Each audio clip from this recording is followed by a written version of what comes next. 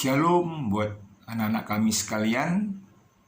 Kita jumpa lagi dengan materi pembelajaran jarak jauh dengan materi terakhir dari pertemuan kita, yaitu pertemuan 55, 56, dan 57. Sebelumnya mari kita bersatu di dalam doa. Terima kasih Bapa atas kebaikan Tuhan bagi kami. Kami akan meneruskan pembelajaran kami dalam katekisasi ini.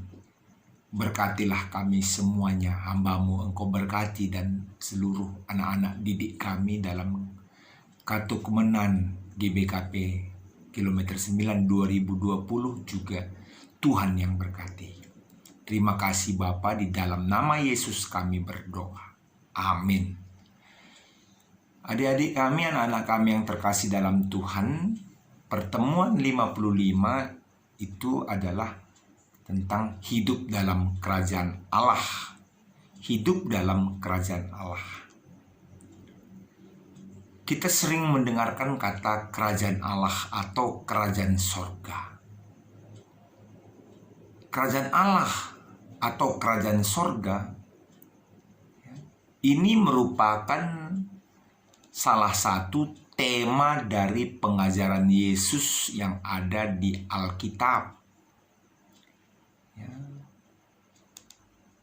Ada disebut kerajaan Allah, ada disebut kerajaan sorga. Ini sering bergantian, tapi maksud dan tujuannya adalah sama.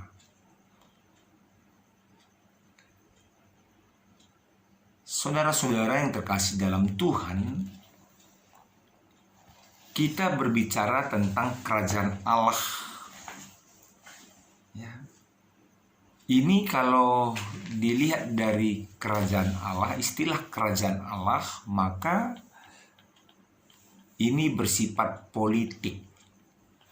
Sebab kerajaan itu menunjuk di mana ada raja yang berkuasa. Jadi berbicara tentang kerajaan dulu, ini adalah istilah politik karena kerajaan itu ada raja yang berkuasa dan ada yang dikuasai.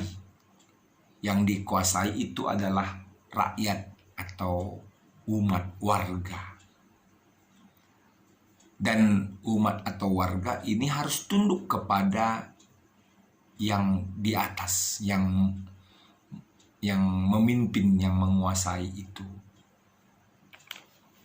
Jadi dari segi istilah ini, kalau kita berbicara tentang kerajaan Allah, bahwa di mana ada pengakuan kita bahwa raja kita itu adalah Allah yang berkuasa, dan kita sebagai warga harus patuh terhadap Allah yang adalah sebagai raja.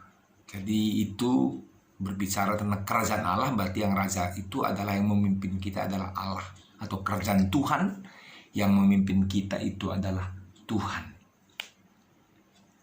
Jadi kerajaan Allah itu dapat dipahami sekarang, nanti, dan sampai selama-lamanya. Tidak boleh nanti kita patuh, tidak boleh dulu kita patuh, kita tidak boleh hanya sekarang, besok tidak. Tapi kapanpun, untuk selama-lamanya, kita harus patuh kepada Allah yang adalah pemimpin yang menguasai kita. Kalau kita hidup dalam kerajaan Allah, tunduk kepada Allah dalam hidup kita.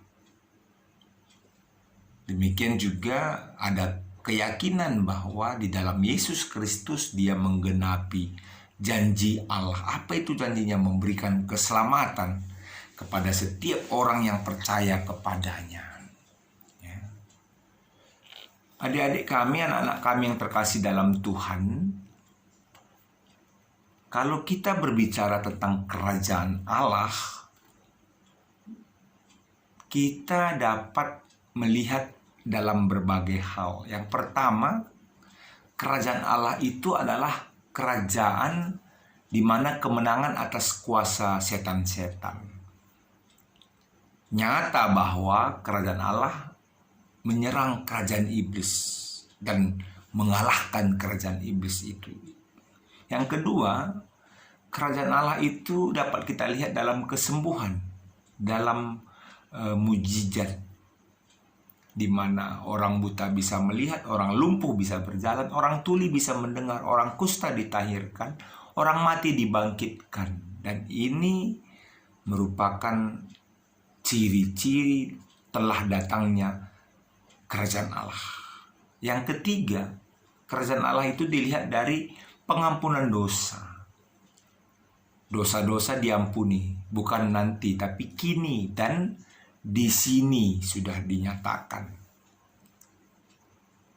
Artinya keselamatan sudah dinyatakan dalam manusia dan sudah menerima dan menghidupinya saat sekarang ini kerajaan Allah itu. Tidak hanya mengharapkan nanti ketika hari tiba.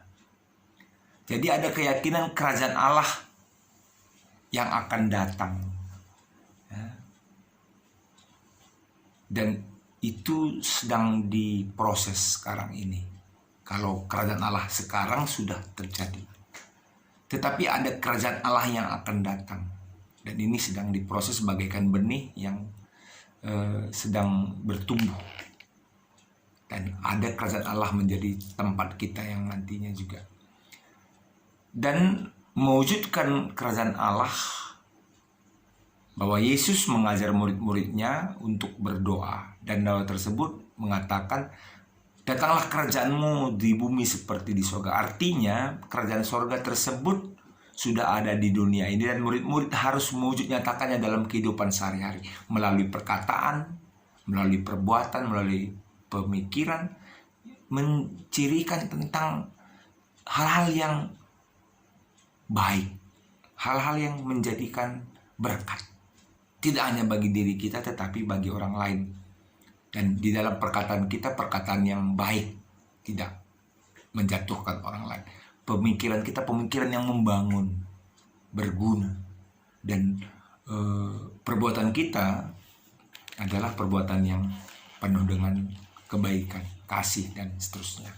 Inilah yang harus kita wujudkan dalam doa kita tadi.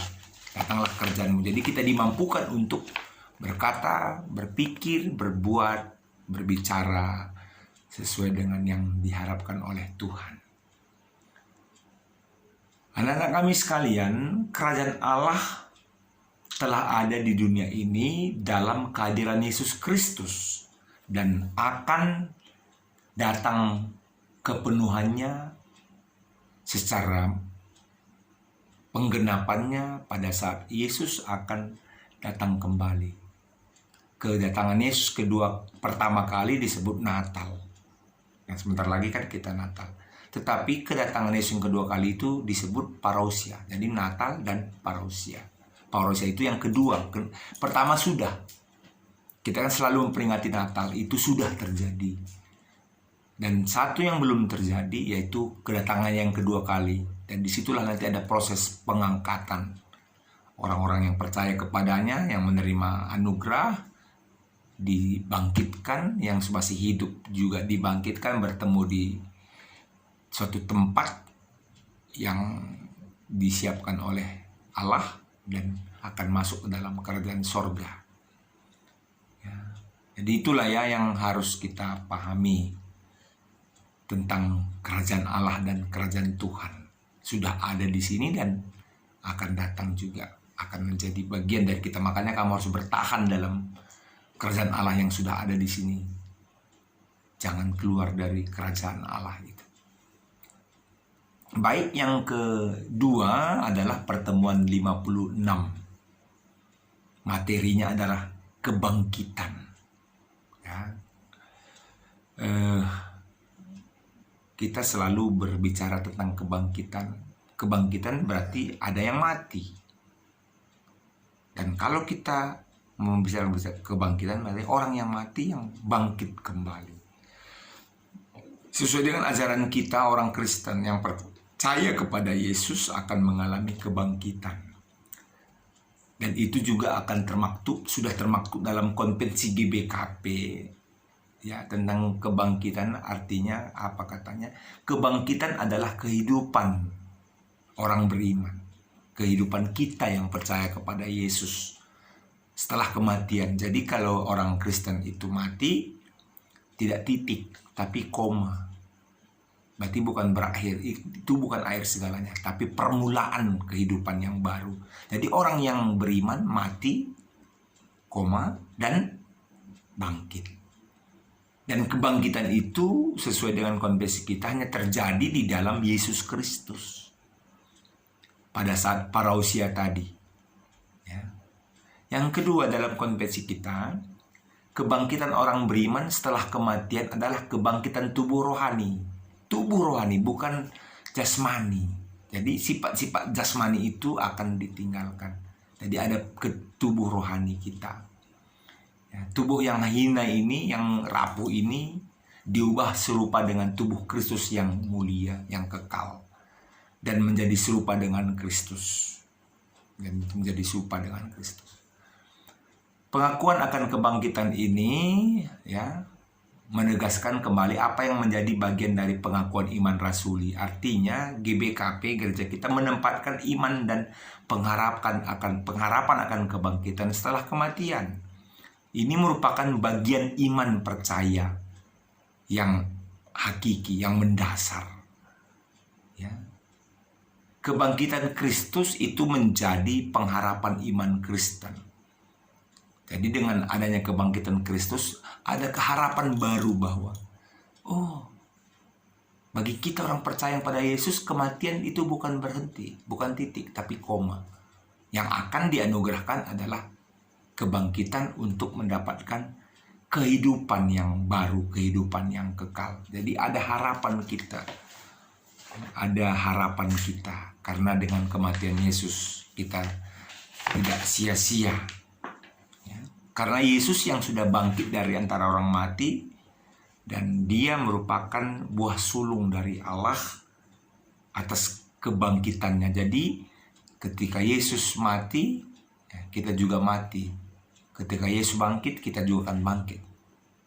Dan kita akan masuk ke dalam kerajaan Allah, kerajaan Tuhan yang kekal.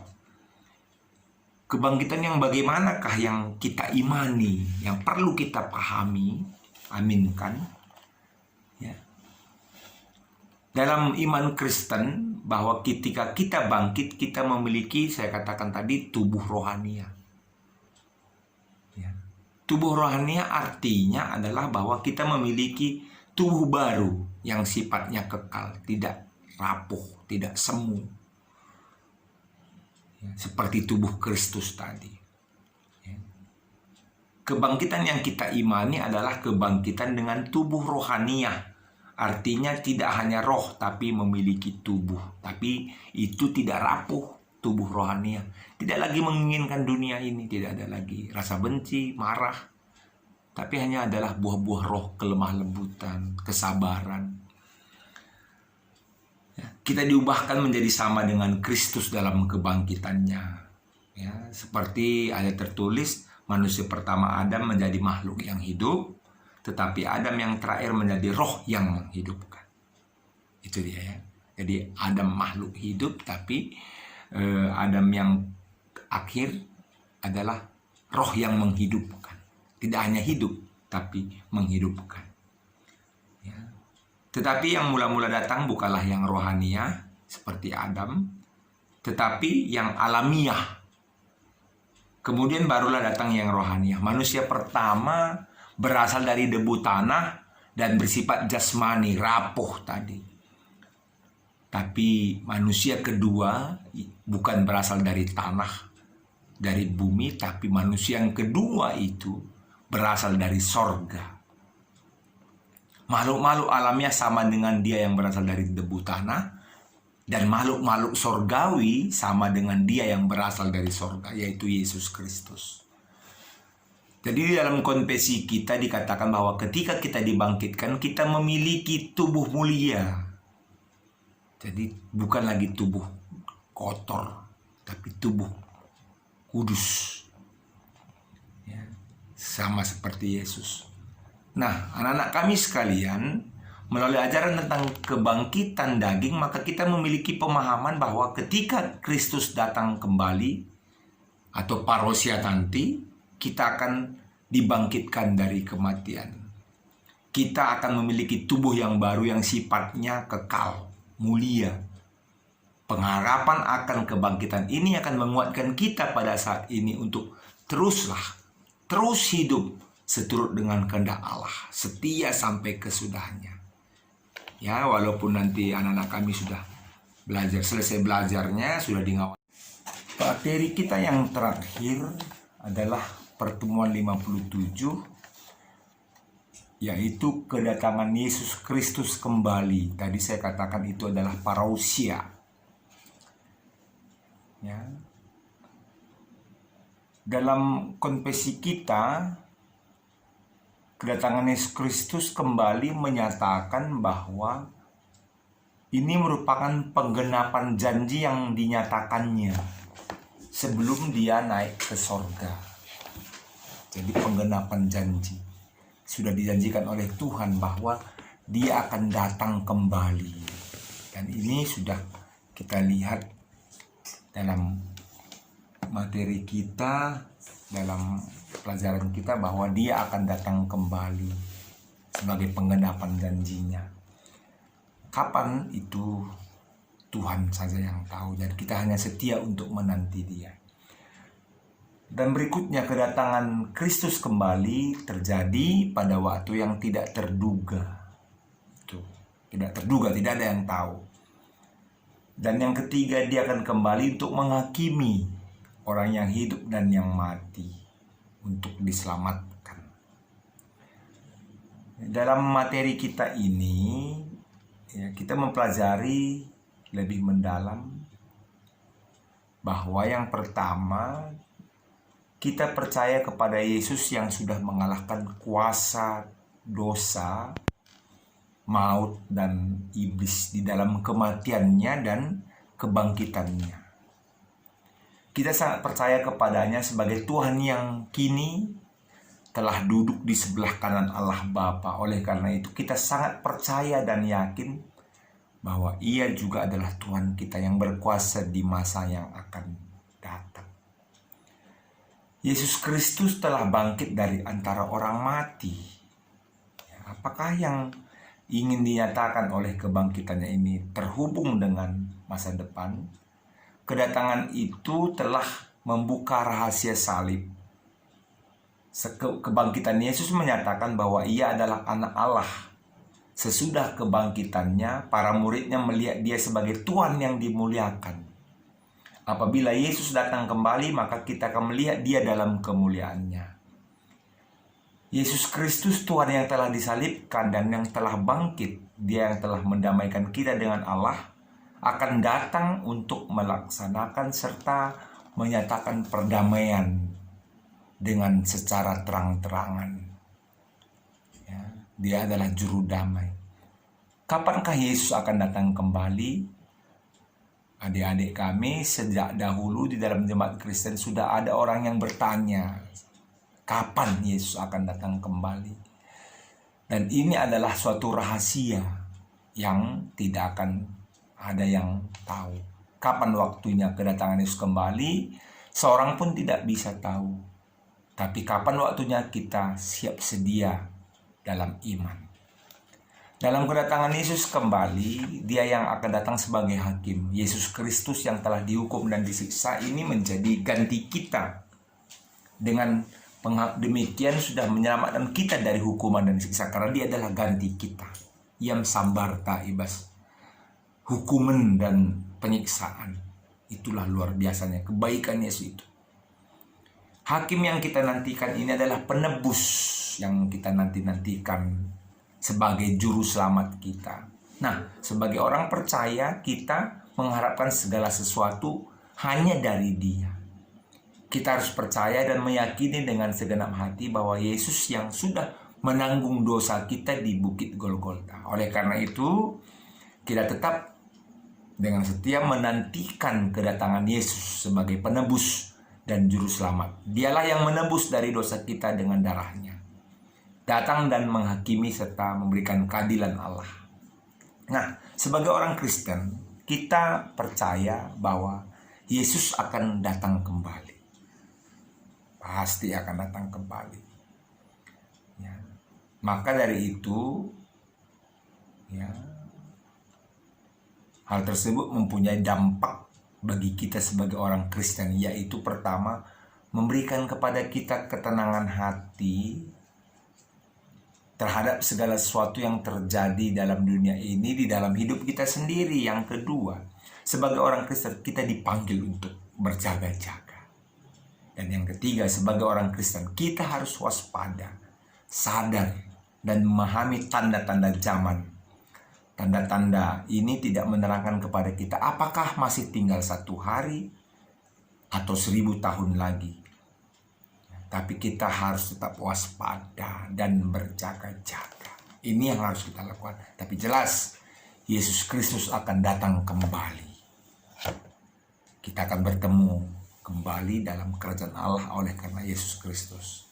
Baik, itu yang bisa saya sampaikan. Jangan hanya sekarang yang mau mendengarkan firman Tuhan, belajar firman Tuhan, tetapi terus-menerus, ya, terus-menerus menjadi jemaat yang dewasa, jemaat yang bertanggung jawab, menjadi permata yang luar biasa.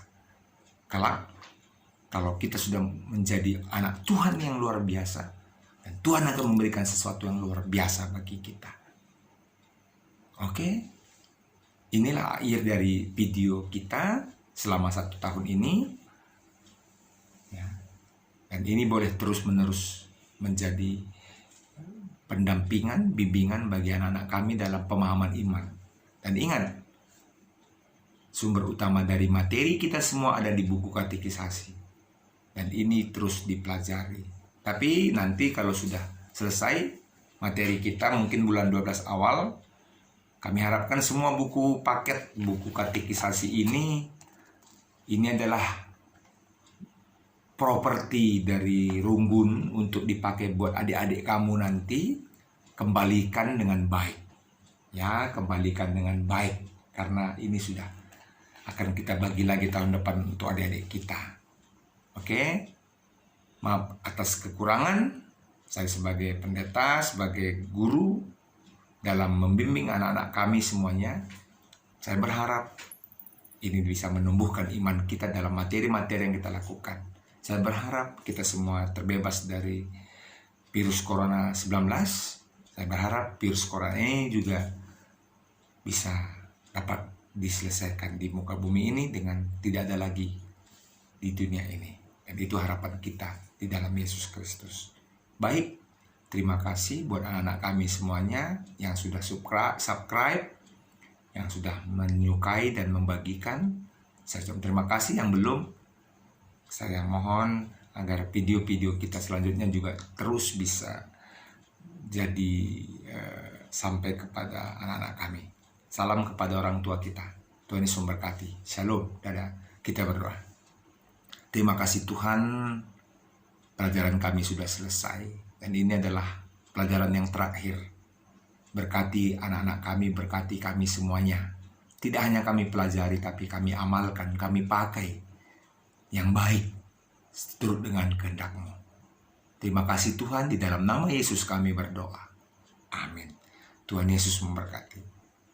Juah-juah kita semuanya.